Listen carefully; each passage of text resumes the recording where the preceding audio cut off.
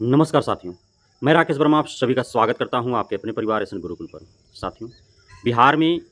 जब शिक्षक शिक्षिकाओं, छात्र छात्राओं, सरकारी विद्यालयों का निरीक्षण की जिम्मेदारी BO, DO, DPO, BPM, DPM, BRP एवं अन्य प्रखंड स्तर, जिला स्तर के अधिकारी, पदाधिकारी, कर्मचारी के हाथों दिया गया, तो निरीक्षण के आड़ में इस प्रकार से धन वसूली किए गए जिसका कोई हिसाब नहीं। चारों तरफ इन निरीक्षी अधिकारियों के दंश का मार इस कदर झेले शिक्षक शिक्षिकाएं कि चारों तरफ हाहाकार, चित्कार, त्राहिमाम मच गया। पूर्णिया जिला के गोरैया कोठी प्रखंड के बीओ के ऊपर बहुत ही गंभीर आरोप लगाया गया है और शायद यदि डॉक्टर एस सिद्धार्थ के द्वारा 5 मोबाइल नंबर नहीं जारी किए जाते तो इस प्रकार के शिकायत उन तक पहुंच भी नहीं पाती, क्योंकि एसीएस तक शिकायत पहुंचाने हेतु सभी शिक्षक शिक्षिकाओं के पास कोई मजबूत साधन थे नहीं। अब जब कंट्रोल यूनिट बनाया गया शिक्षा विभाग के द्वारा और 5 अलग अलग phone calls number, WhatsApp number जारी किए गए, तो लगातार अधीनस्थ अधिकारियों के खिलाफ शिक्षक शिक्षिकाओं एवं परिजनों का शिकायत मिल रहा है और उन शिकायतों का यथाशीघ्र निवारण कर जिसके विरुद्ध भी शिकायत आ रही हैं, यदि सही पाया जा रहा है तो उन अधिकारियों, कर्मचारियों के खिलाफ यथाशीघ्र कार्रवाई की जा रही है। पूर्णिया जिला के गोरैया कोठी प्रखंड के प्राथमिक विद्यालय अरबना गरियारी में जब गोरैया कोठी के बीओ साहब जांच हेतु आते हैं तो वे विद्यालय में प्रवेश भी नहीं करते हैं। विद्यालय के बाहर से ही वे चले जाते हैं और जब बीआरसी जाते हैं तो वहाँ से प्रधानाध्यापक के नाम से एक पत्र जारी होता है और उस पत्र में यह वर्णित होता है कि जब वे विद्यालय में जांच हेतु गए तो विद्यालय में कोई शिक्षक शिक्षिकाएं थे ही नहीं, जबकि वास्तविकता यह है कि बीओ साहब विद्यालय में प्रवेश करके देखा ही नहीं कि कौन कौन से शिक्षक आए हैं, नहीं आए हैं,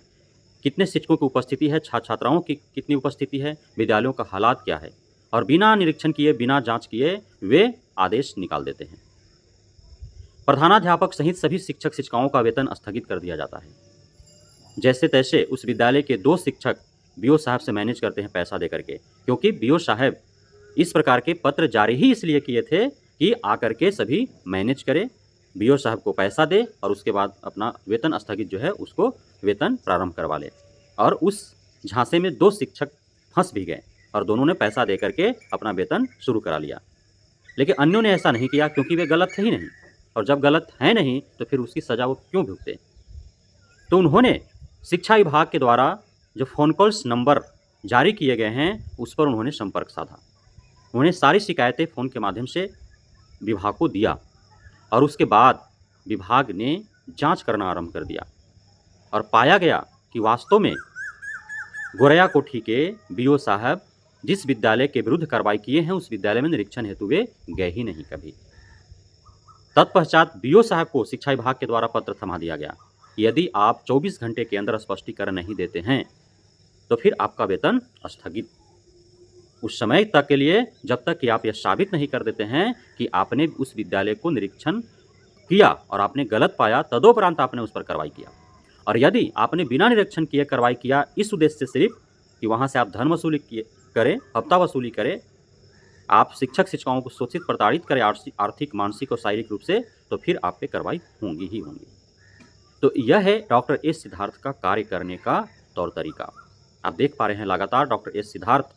शिक्षा में सुधार हेतु क्रांतिकारी कदम उठा रहे हैं। वे खुद विद्यालयों का निरीक्षण कर रहे हैं, ट्रेनों से यात्रा कर रहे हैं, पैदल यात्रा कर रहे हैं, बिना किसी तामझाम के, बिना किसी पुलिस प्रशासन के सहयोग से अकेला वो जा रहे हैं, निरीक्षण करके वो आ रहे हैं, जहाँ गलत पा रहे हैं वहाँ पे तुरंत कार्रवाई किया जा रहा है। और अभिभावकों से भी मिल रहे हैं, बच्चों से भी मिल रहे हैं, उनके बस्तियों में जा करके उनको जागरूक कर रहे हैं, बच्चों को जागरूक कर रहे हैं। साथ ही डॉक्टर एस सिद्धार्थ को यह पता है कि शिक्षा विभाग में करप्शन जो है वह निचले स्तर पर नहीं है बल्कि मध्यम स्तर पर है, अर्थात शिक्षक शिक्षिकाएं करप्ट नहीं हैं बल्कि उनको करप्ट बनाया जा रहा है। यदि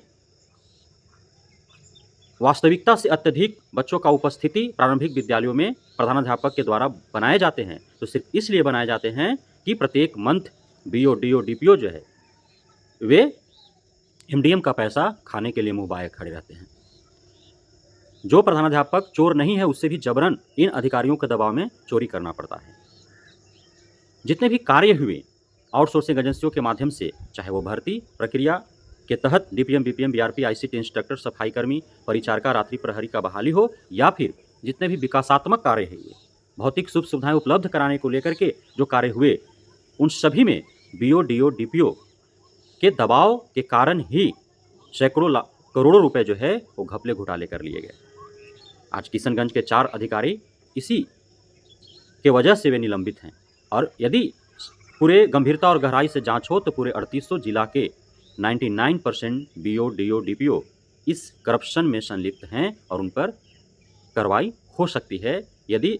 यह जांच का जिम्मा बिहार के आर्थिक अपराध इकाई को दे दिया जाए। इतने करप्ट हैं, लेकिन कार्रवाई के पाठक के रहते हुए अत्यधिक किन पर हुआ? शिक्षक शिक्षिकाओं के ऊपर, अधिकारियों, पदाधिकारियों, कर्मचारियों के ऊपर कहाँ कार्रवाई हुए। लेकिन अब डॉक्टर एस सिद्धार्थ अत्यधिक उनका जोर है कि मध्यम स्तर के जो प्रखंड स्तर और जिला स्तर पर जो अधिकारी, पदाधिकारी, कर्मचारी हैं, उन पर कार्रवाई हो, उनके खिलाफ जो भी शिकायतें आ रही हैं उनका निवारण हो, तो शिक्षक शिक्षिकाएं ठीक हो जाएंगे। अब दूसरा जो खबर निकल करके आ रही है गोरैया कोठी प्रखंड से ही, कि अब 25 जून से आप सभी शिक्षक शिक्षिकाओं को ऑनलाइन अटेंडेंस बनाने हैं, जिसमें काफ़ी समस्याएं हो रही हैं आप सभी को,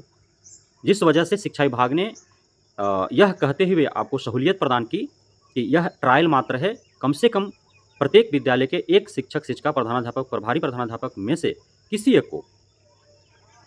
ऑनलाइन अटेंडेंस बनाने हैं, ताकि विभाग को यह पता चल सके कि हाँ वह विद्यालय खुला है। लेकिन गोरैया कोठी प्रखंड के 2 विद्यालय ऐसे हैं, प्राथमिक विद्यालय गोरैया कोठी बुजुर्ग और एक प्राथमिक विद्यालय कोयरी टोला।